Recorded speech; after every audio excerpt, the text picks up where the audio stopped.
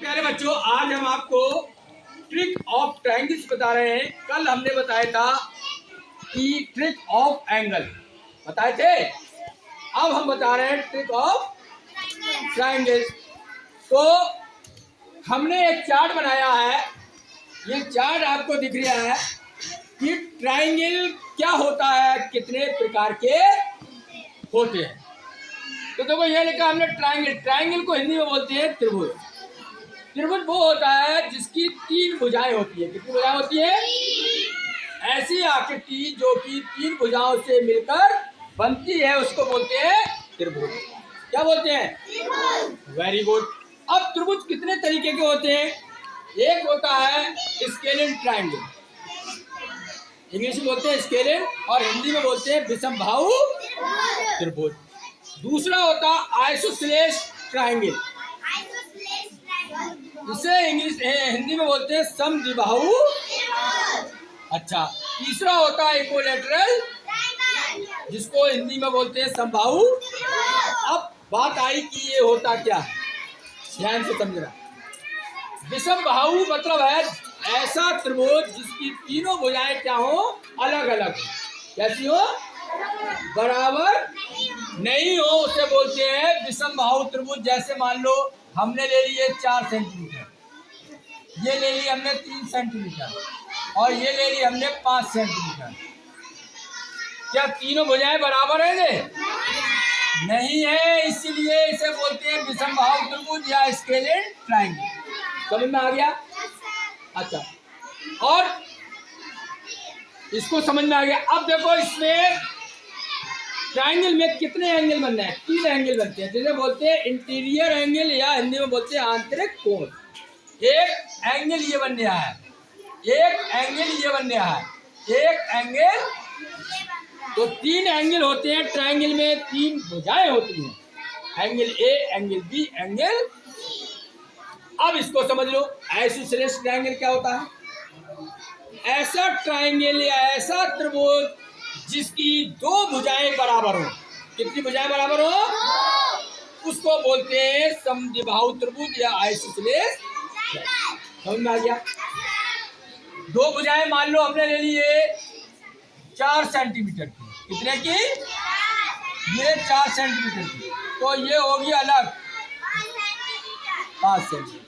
देखो इसमें 2 भुजाएं बराबर हैं, तीसरी भुजा बराबर, इसीलिए इसे बोलते हैं समद्विबाहु।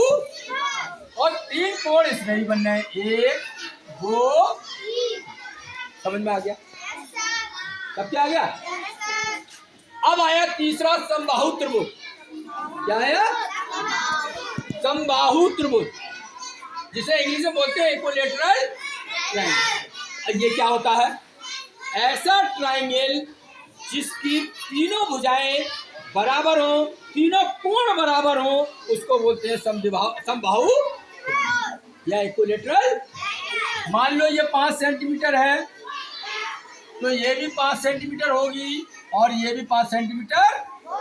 और इसके इंटरनल एंगल का मान होता है 60 अंश या 60 डिग्री। तीनों कोण बराबर होंगे, तीनों साइडें बराबर होंगी। समझ में आ गया? इसके बाद एंगल और बनते हैं, जैसे आगे हम बढ़ा रहे हैं इसे। ऐसा ट्रायंगल हम कहें एक्यूट एंगल ट्रायंगल। बताइए, एक्यूट एंगल ट्रायंगल ये क्या होता है? शॉर्ट में लिख दे रहे हैं हम ट्रायंगल। एक्यूट एंगल ट्रायंगल क्या होता है? ये वो ट्रायंगल होता है जिसमें एक कोण होता है एक्यूट। एक्यूट मतलब 90 से कम। अगर किसी त्रिभुज में 90 से कम एंगल बनना है उसे बोल देंगे एक्यूट एंगल ट्रायंगल। समझ में आ गया? अगला होता है 5वां ऑब्ट्यूज एंगल ट्रायंगल। ये क्या होता है? ऐसा त्रिभुज जिसमें एक कोण का मान ऑब्ट्यूज हो, अधिक कोण बन रहा हो। क्या बन रहा हो? अधिक कोण कितने का होता है? 90 से ज्यादा और 180 से कम होता है। तो एक कोण बनना चाहिए त्रिभुज में, ये वाला ऑब्ट्यूज, तो वो त्रिभुज कहलाएगा ऑब्ट्यूज। और एक बनना चाहिए एक्यूट एंगल, तो वो कहलाएगा तुम्हारा एक्यूट एंगल ट्रायंगल। छठा, right angle triangle. Angle triangle ये क्या होता है? ऐसा त्रिभुज जिसमें एक कोण 90 का हो, एक कोण, तो वो कहलाएगा राइट एंगल ट्रायंगल। समझ में आ गया? अगला देखो, अब मान लो इसमें से कोई त्रिभुज दिया है हमारे पास। मान लो ये त्रिभुज दिया है ए बी सी, एक कोण का मान 60 दिया है, एक कोण का मान दिया है 45। तो हम कहें इस कोण का मान बताओ, इस कोण का तो कैसे करो?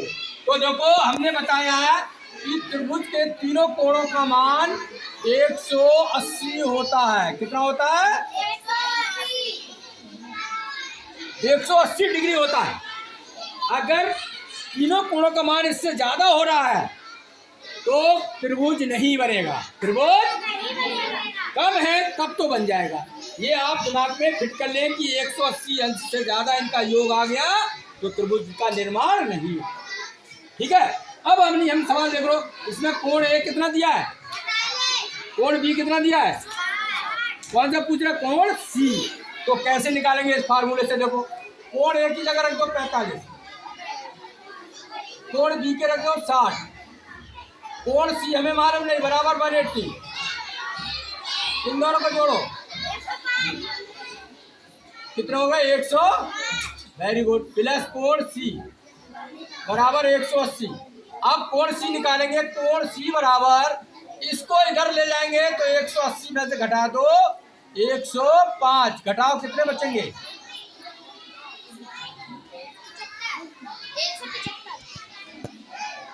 75। कितने बचेंगे? एक कोण हो गया 45 का, ये हो गया तुम्हारा सी कोण आ गया तुम्हारा 75 का। जब तीनों को जोड़ोगे तो आ जाएगा 180 आ जाएगा। अब तो कोण बना। समझ में आ गया सबके? सारे कोण समझ में आ गए? सारे बच्चे समझ गए इस ट्रिक को? इस चार्ट से याद करोगे तो आपको बहुत जल्दी याद हो जाएंगे। Thank you very much.